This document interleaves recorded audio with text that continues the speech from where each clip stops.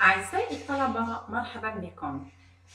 Alors aujourd'hui, nous allons terminer ce qu'on avait commencé la dernière fois. Donc, on est arrivé à la question 4. La question 3, c'était déduire du potentiel V de X le champ électrique au point MX0. معناه هنا من العلاقة النظرية تاع V de X معناها الكمون الكهربائي رانا حسبنا الحقل الكهربائي. Alors, maintenant, il repose la question d'une autre manière. Retrouver par calcul direct معناه بطريقة أخرى وبطريقة مباشرة احسب شعاع الحقل الكهربائي الناتج عن الثلاث شحنات النقطية في النقطة MX0. Voilà. معناه نبدأ بالعلاقات الأساسية للحقل الكهربائي. Alors نعاود نجي هنا.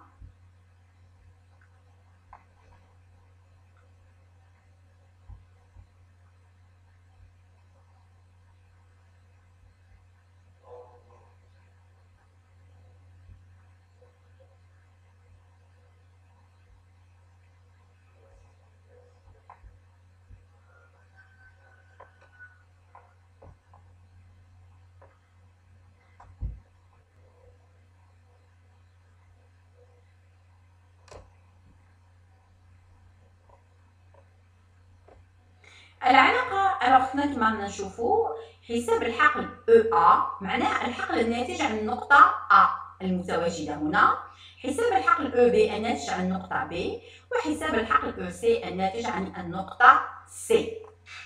في الحالة العامة الحقل الكهربائي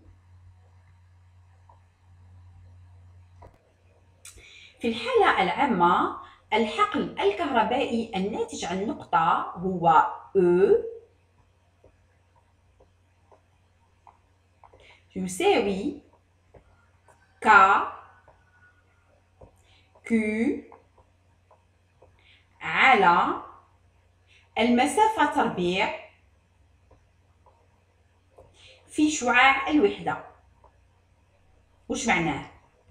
المطلوب هنا هو حساب الحقل الكهربائي في النقطة M، وبالتالي الحقل الكهربائي في النقطة M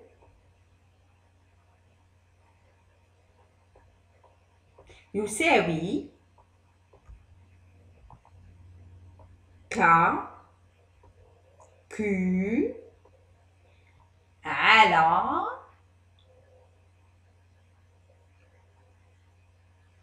إذا نبداو بأ على A M تربيع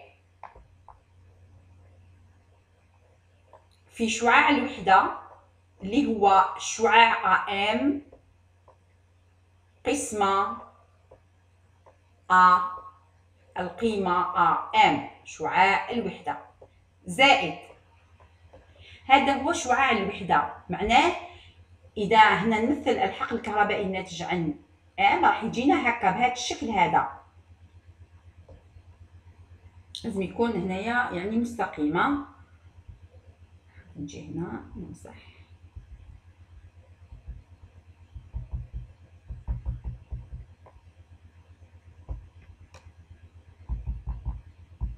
معليش نعاود نولي، لازم يكون في نفس الاستقامة.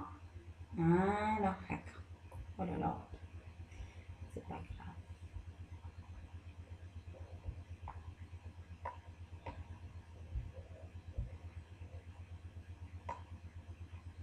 هكا في نفس الاستقامة.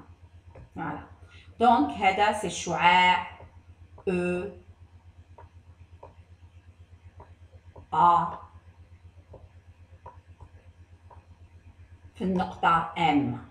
دونك هذا سي الكلية، هذا سي او توتال في النقطة M. دونك هذا الحقل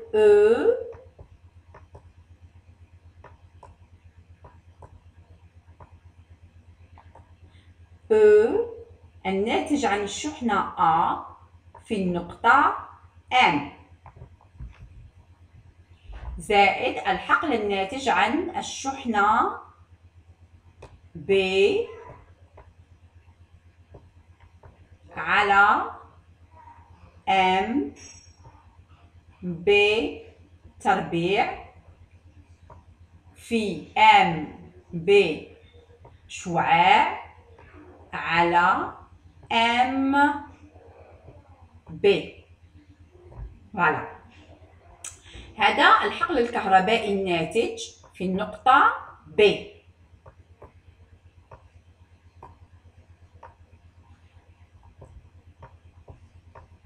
فوالا، هذا الحقل الكهربائي الناتج EM في النقطة M من الشحنة B، زائد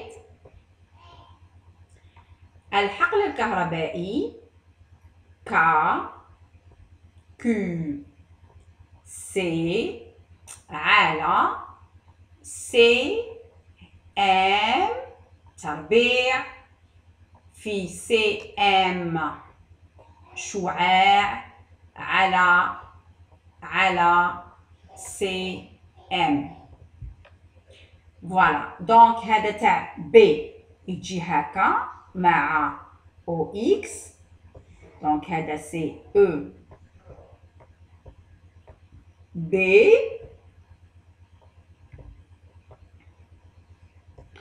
والناتج عن نقطة سي يجي هكا معوج. فوالا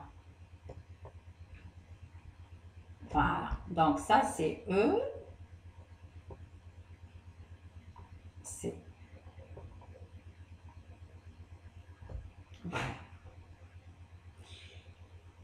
هذه سي العلاقة العامة. الآن لازم نلقاو إحداثيات الشعاع او توتال. لازم نلقاو إحداثيات الشعاع او توتال وفق إكس ووفق إيكغيك. ألوغ كيفاش نديرو؟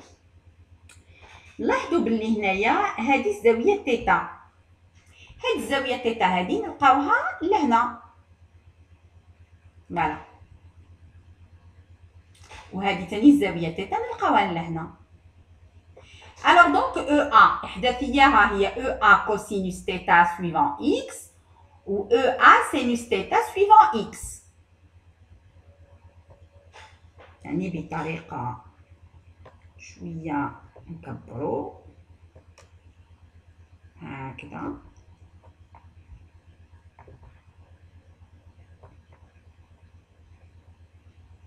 À peu près بركا parce que sincèrement c'est difficile, hein.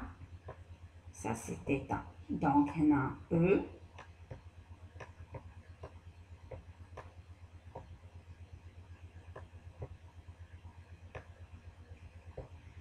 et donc هنا عندي الإسقاط.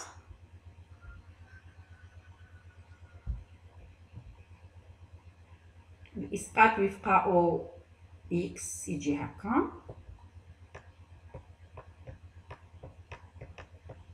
والإسقاط سويفون أو إكغيك يجي هكا، أبوبخي هكا. فوالا، دونك هذا سي أو أ إكغيك وهذا أو أ إكس. وبنفس الطريقة الوغ بالنسبة ل او بي راهو ديجا فوق إكس ما عندوش او إكغيك، وبالنسبة ل او سي كاي سي او أ سي كوس تيتا ناقص او أ سي سين تيتا. فوالا، ندير ان اوتر ستيلو، ان ستيلو نوار باغ اكزومبل، هذا يجي هكذا وهذا يجي منا. فوالا هكذا. دونك هنا سي او سي إيكغيك، وهنايا فوق بعضاهم او سي إكس. فوالا، الوغ دونك حنا كيفاش نديرو؟ دونك هذا راح يكون من الشكل او ا، هذا كامل سي او ا وهذا سي شعاع الوحدة، دونك الإسقاط راح يكون على شعاع الوحدة، دونك هذا يخرج كا كيو ا ام او كاري يخرج برا ونسقط شعاع الوحدة اللي هو كوسينوس تيتا فوا اي بلس سينوس تيتا فوا جي. فوالا، دونك ويساوي ك كيو ا. الوغ في الاسئله السابقه ا مربع هو عباره عن ا تربيع زايد اكس تربيع، وبرهنا عليه مضروب في دونك الاسقاط تاع او ا وفق محور الفواصل هو او ا اكس اللي هو او دونك سي كوسينوس تيتا فوا اي زائد سين تيتا فوا جي.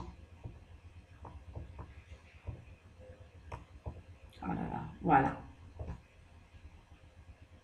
Voilà. Donc, normalement, c'est EAX. C'est quoi? هكا نكتبو باش الناس تفهم. Donc, هو EA cos θ. و EA اللي هو QA قسمة AM تربيع. هذا هو EA. Voilà. Voilà. بالنسبة ل EB دونك بلوس دونك EB ما عندوش تركيبة وفق Y، عنده غير تركيبة وفق X. دونك راح يكون من الشكل K Q B على BM هو X تربيع. فوالا X تربيع مضروب في I. خاطر ماكش الشعاع EB راهو جاي فوق محور الفواصل، النقطة B راهي هنا، دونك الشعاع EB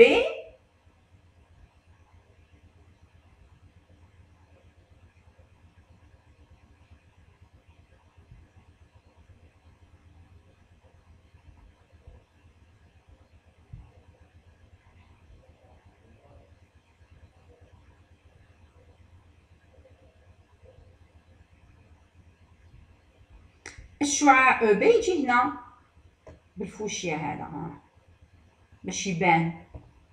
دونك هذا هو EB، وبالتالي راهو مباشرة فوق محور الفواصل. نعاود نولي ستيلو نوار تاعي. فوالا دونك فوالا سي سا. دونك بالنسبة ل EC اللي هذا دونك بالإسقاط على وفق محور أو إكس فهو EC كوس ثيتا، وفق محور التراتيب هو EC موان سينوس ثيتا. ألوغ دونك زائد K Q C على A تربيع زائد X تربيع دونك في كوس ثيتا إي ناقص سين ثيتا جي. فوالا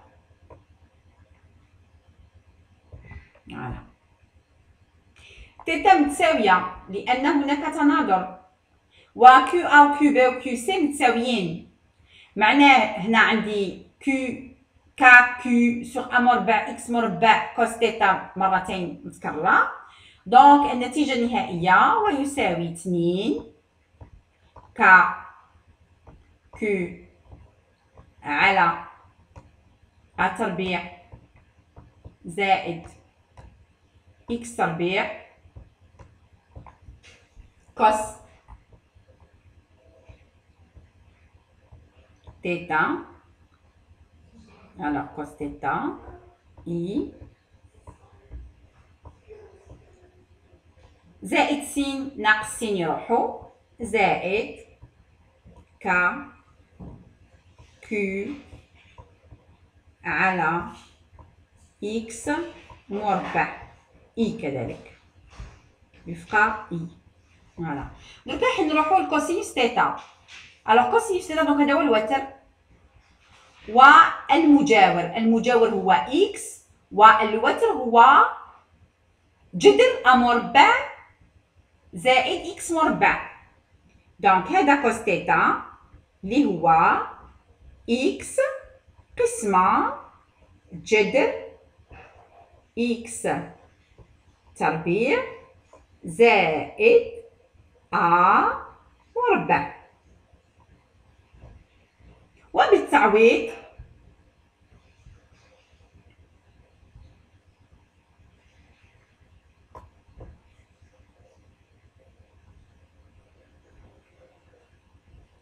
بالتعويض هنايا تخرج لي 2 كا كيو اكس، هنا ا مربع زائد اكس مربع اس واحد زائد 1 على 2 معناها تولي لي 3 على 2. معناه في الأخير يخرج لي ويساوي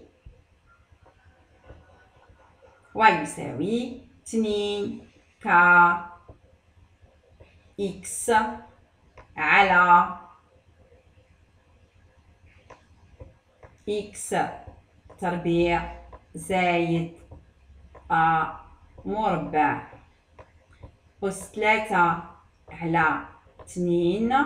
فوالا باسكو جذر ا اكس مربع زائد ا مربع مضروب في ا مربع زائد اكس مربع، اختار ماكش هنا اس واحد وهنا اس واحد على 2. ونعرفوا باللي اذا كان في الحاله العامه عندي ا اس واحد مضروب في ا اس واحد على 2 الكل راح يعطيني ا اس واحد زائد 1 على 2. وبتوحيد المقامات تولي لي هنا 2 على 2 وبالتالي تولي لي ا أس 3 على 2. فوالا دونك أس 3 على 2 الوغ زائد كا إكس على إكس تربيع. فوالا وهذه العلاقة مع الكل مضروب في شعاع الوحدة إي باش نفهمو باللي فهو suivant il est suivant I et pas suivant J. Il n'y a pas de composante suivant J. Voilà. Donc هذا كان حساب الشعاع الكهربائي بالطريقة المباشرة، يعني بالطريقة الكلاسيكية. ويعني بعد الحسابات توصلنا إلى نفس النتيجة الأولى.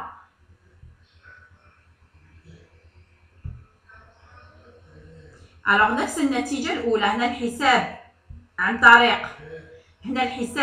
طريق في، وهنا الحساب بالطريقة المباشرة ونتوصل إلى نفس النتيجة.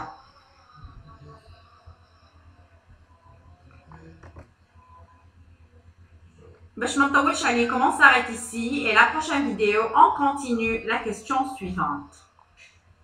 مع السلامة.